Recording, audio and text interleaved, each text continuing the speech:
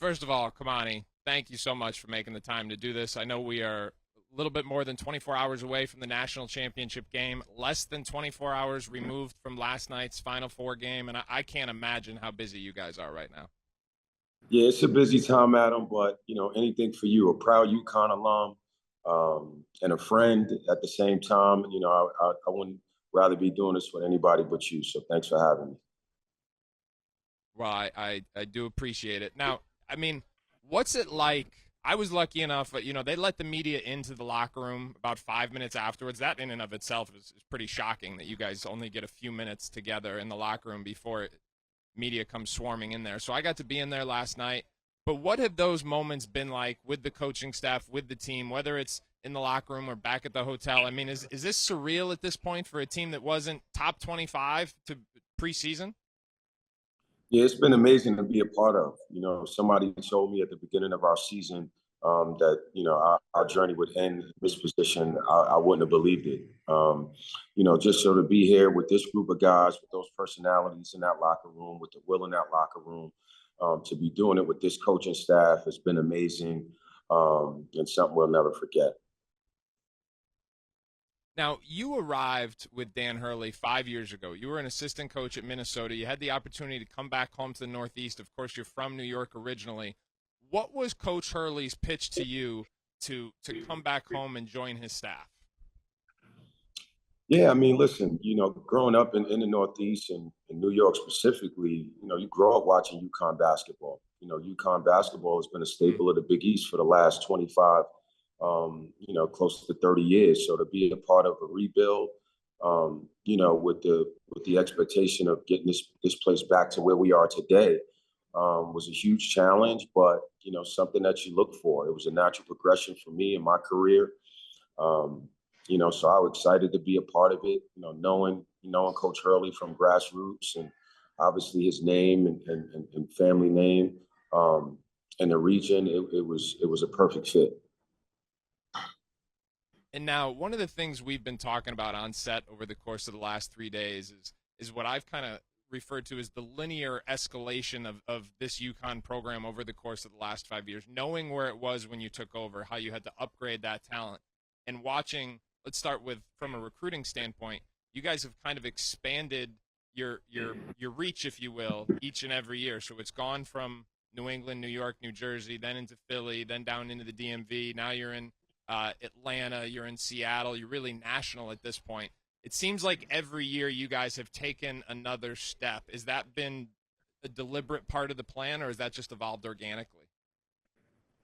Yeah, I think it's been a deliberate plan. I mean, when we got here, UConn wasn't UConn. We were in the Right. AAC. We're coming off two losing seasons. You had a new coach and a new coaching staff. So what we wanted to do was rely on prior relationships. From my days in grassroots, from coaches, just days in grassroots, along with the success that he had at Rhode Island. Couple that with our staff at the time that included Tom Moore, who's a UConn staple and a staple in the recruiting on the recruiting trail in the Northeast. So it was all about trying to tap into those relationships right away that can just help us land some big time recruits, and we did a good job of that. Landing that first class with guys like James Booknight, and a Cook and Jalen Gaffney.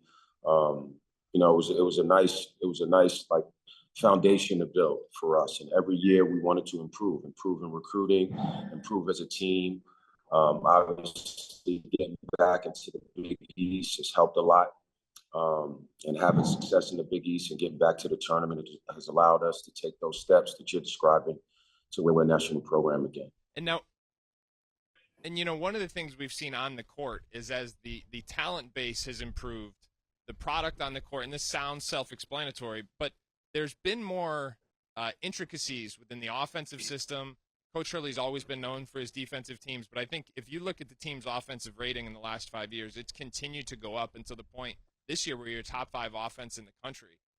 Can you talk at all about that, about how the system has expanded or grown in correlation to the overall talent level? Yeah, I think that, we wanted to build a foundation that was built on defense and rebounding and toughness. Um, and we've had some successful seasons doing that. But as you go along and you evolve as a coach, and Coach Hurley, you start recognizing that you need to be more than just, a good team on one side of the ball. And with that, we were able to plug some holes that were left behind through the transfer portal. We had three really good players that we could build around, and Andre Jackson, Jordan Hawkins, and Adama Sanogo. And I always go back to good players want to play with good players. So it's easy to recruit a point guard when you have that kind of, core group that you can build around. Adding Alex Caravan, you know, over the last 18 months has been, extremely important to our team. Just having a four-man at his position with his size and skill and toughness and shooting ability has made us that much more of a better offensive team. Now you talked about recruiting, but the other thing and the transfer portal, but you guys have utilized the transfer portal almost to supplement your roster. The key players, or several of the key players, I should say, Adama Sanogo, Jordan Hawkins, Andre Jackson, Donovan Clingan, Alex Caravan, you guys recruited them right out of high school. And the other thing that I noticed with that is the player development. The growth that someone like Adama Sanogo has made over the course of the last 3 years with regard to his skill set is really off the charts. And I'm not sure that that's gotten enough credit. You look at some of the shots he made last night, some of the ways he's passed the ball over the course of this tournament. I mean, this is not just a 5 feet from the rim double-double guy anymore that he was when he arrived. His skill set is really, in my mind, representative of the player development program that has really paid dividends for you guys. Yeah, 100%. I mean, that's what our program is built on. It's one of the pillars in our program is consistent improvement and skill development. So, all the credit goes to Coach Hurley and Luke Murray, who works with our bigs when it comes to Adama. Every summer, there's been a focus on improving his game away from the basket. Every summer, coaches, helped him develop more confidence in shooting the three and getting better in dribble handoffs and the ball screen game. Improve his passing, which we've seen. He had a career high in assists against Gonzaga. So to watch him improve that way has been great to see, but also a huge testament to what we're doing in our program every day. Now, this NCAA tournament, you guys have been nothing short of absolutely dominant. It just seems that everything is clicking at the right time for you, but I know there's still one game to play. How do you strike the balance between, keeping the momentum you have, but at the same time keeping the guys sharp, knowing that it's a San Diego State team that is also playing at a really high level. They defend at a high level. They're really physical, and quite frankly, they're a lot older than you guys are, just in terms of the age of the players on the team. Yeah, I'll tell you what, Coach has done an unbelievable job of is, building this tremendous amount of confidence in our guys, but also maintaining, a healthy balance of humility. We respect every opponent. We watch a ton of film. We prepare at a high level. So, as a staff, we help our guys understand that, you can get beat by anybody if you don't come ready to play. And I think we got a mature group that understands that. We started out on on some highs during the early part of the season in the non-conference, getting out to 14-0, hit some bumps in the road in the Big East Conference, and that's not that wasn't long ago. So we remember who we are, and we know what got us to this point, and we're just going to try to stay consistent in our identity that way. And if you're a program that's built on, if you have routines when you're on the road, pregame routines, that all goes out the window when you're at the Final Four. So we talk about, striking that balance between confident and hungry. But what's it like when your normal routine is broken? I mean, we're recording this on Sunday. Your guys are not in their normal routine. How has that affected your ability to prepare, not just last night, but for tomorrow night as well? I think we've embraced it. We've embraced everything that's come along with the Final Four. Coaches embraced it. Our players have embraced it. But, when it's time to get on the court and get to work and get into the film room and prepare and get back to the hotel and get your rest and get your rehab in. We've done all those things. So you don't get to this point by staying the same. You get to this point, you got to enjoy it. These are memories that, our players and our staff will have forever. But we know what's at stake and we know what's most important. So we'll take care of business when we have to. And the last question I'll ask you, I know, there have been a lot of stories told here at the Final Four, stories of, Coach Hurley's story has been told, and it's a compelling one. You've got a compelling story of your own. As you alluded to, you and I met when you were a grassroots coach. I think that was more than a decade ago.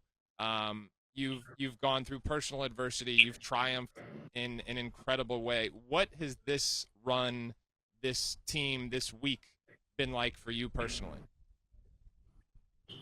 Yeah, it's been tough. It's been exciting, but sometimes I just take a moment and take a step back and just look at my journey, and it's amazing. And I hope that it can inspire other young coaches. When I got into coaching, it was no part of me that thought I would be coaching in the Final Four 12 to 15 years later. But I'm excited to be here. My family is here to spend this time with me. As coaches, we don't always get to spend as much time with our families we want to. So to be able to experience this with them has been awesome.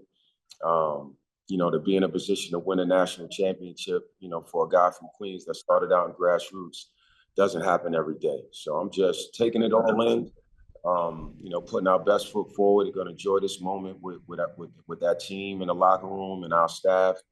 And I'll be able to reflect on it when it's all over. Well, I tell you what, if anybody's earned it, it's you. You guys have been playing at a very high level. Good luck tomorrow night. Thanks so much for making the time today. Adam, thank you. And again, anytime. Go Huskies.